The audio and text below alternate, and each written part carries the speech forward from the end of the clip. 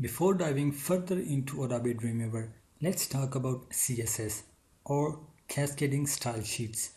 Well, style sheets allow you to work with the visual aspects of your HTML document. And a CSS file is a style sheet language used to describe the design of the HTML document. And CSS also gives you the control of all visual effects of the content. A CSS file can be internal or external. In the internal, the CSS rules are applied within the HTML document, and these rules are defined in the head tag of the HTML document.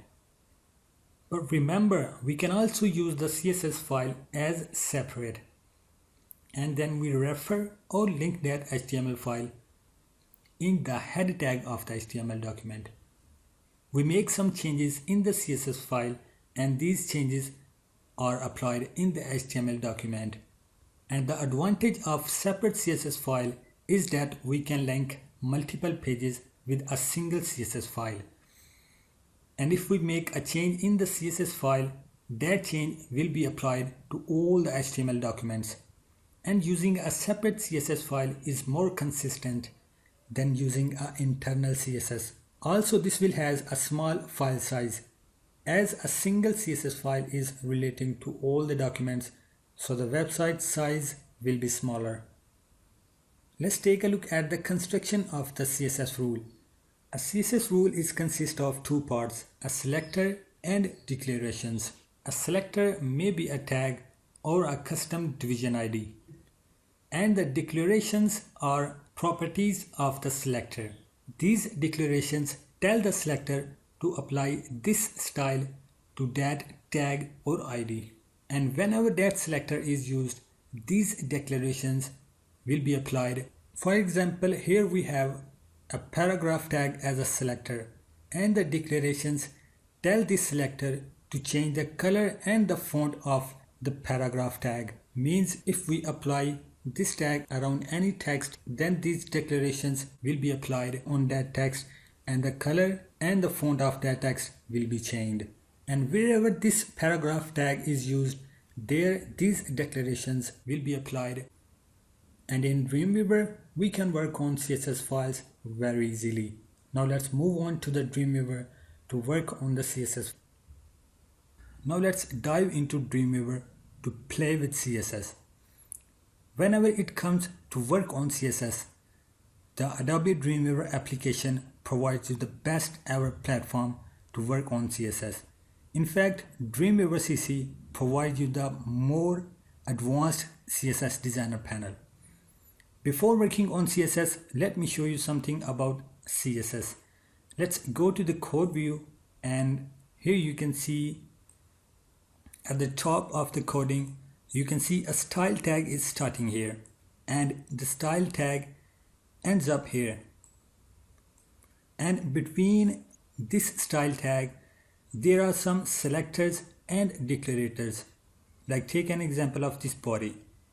The body is a selector here, and its declarations are defined between this body selector. Now let's take a look at our section selector. So here is our section selector. We have defined some declarations in this selector, and the declarations are its position should be absolute, the width is 524 pixel, and the left margin is 421 pixel, and the top margin is 254 pixel, and the background color is black.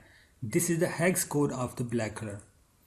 Okay, so we have used this section selector in our web page, and look at here, we have used the section selector as a tag in our web page, and the selection tag ends at this point, and all the declarations which we have defined in the section selector will be applied on this text. Let's go to the design view, and here you can see our section.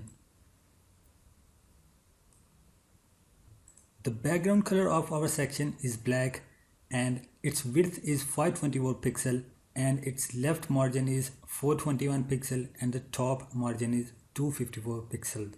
So all the declarations are being applied at this section. So now let's more stylize our web page using the CSS. And in this video, I will drop the shadow of this text and I will change the section background from full black to some transparency. And also I will add some roundness at the corner of the section. And look at that, our text is very near to the left edge of the section. We will add some space between the edge and the text. So let's start playing with CSS. And for this, come to the CSS designer panel. And the CSS designer panel consists of 4 sections. The first one is the sources. The sources section will show you the CSS style sheets. Like we can see, a style tag is being shown here. The sources section will also show you some CSS files which are linked to our web page. But in our web page, we have not linked any CSS file and only the CSS tag is being shown here. And the next section is the media. And look at the selectors section. You can increase the area of the selectors section. Just click at the bottom border of the selectors section and drag it down. And the selectors section will show you the selectors which are being used in our style sheet. And the next panel is the properties. The properties is the most important panel. Just click on any selector and the properties will show the properties of that selector. And I'm going to click on this section selector and it will show me all the properties of the section selector. Let's increase the area of the properties, and the properties panel will allow you the full control of that selector. And the properties panel have more sections like layout, text, borders and backgrounds. And take a look at the properties panel. It is self-explanatory. Look at the position of the section selector and the top and the left margin are being shown here. And you can easily change the values of the position. Just click on it and change the value which you want. And its text section will also allow you the full control on the text. And you can also work on the border radius and background color, background images and the box shadows. Now let's move on to add some more style in our web page. So I'm going to add a shadow under this text, and for this we do not need an extra image. So just select the text, and here you can see in the CSS designer panel and in the selectors section the H1 is selected. I'll click on the text and then here you can see the color of the text has been selected as red. So now let's come to the text shadow, and in the text shadow you can see the horizontal, vertical and the blur value of the shadow. Now let's increase its value to some about 5 pixels. Just click and drag it. You can also change the value by just clicking on it. I'll select the 5. And in the blur, I'll use the value also 5 pixels. And in the color, I'll use the black color for our drop shadow. And now hit the enter. Now select the live view to view these changes. And here you can see the drop shadow under our text. And I will increase its blur level to some higher, like at this point. And I will change the horizontal value to 4 pixels and the vertical value to 4 pixels. Okay, so great. And now let's come to our section. I want this text to have some distance with the left border of the section. Okay, for this click on the style and then you can see all the selectors. Under this style, I'll select the section. Now let's come to the padding of the section. And I will change padding from 0 pixel to 5 pixel.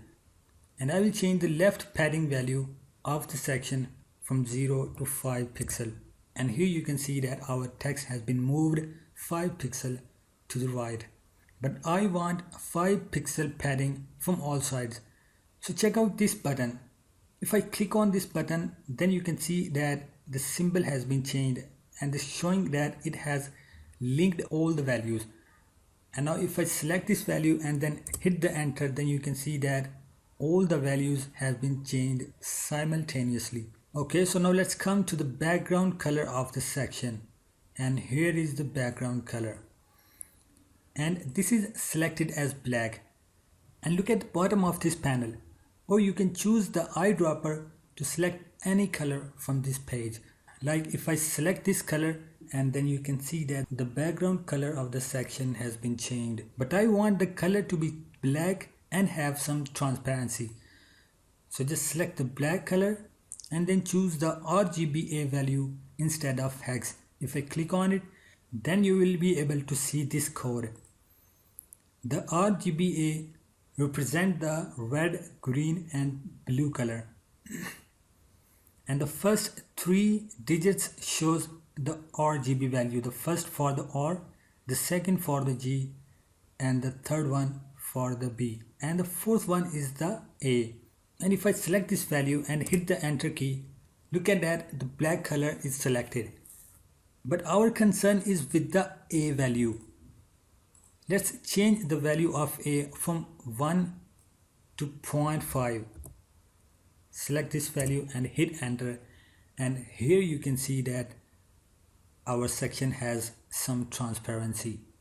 But this is too much. Let's change its value from 0.5 to 0.8 and hit the enter key, and now that this has some much better transparency.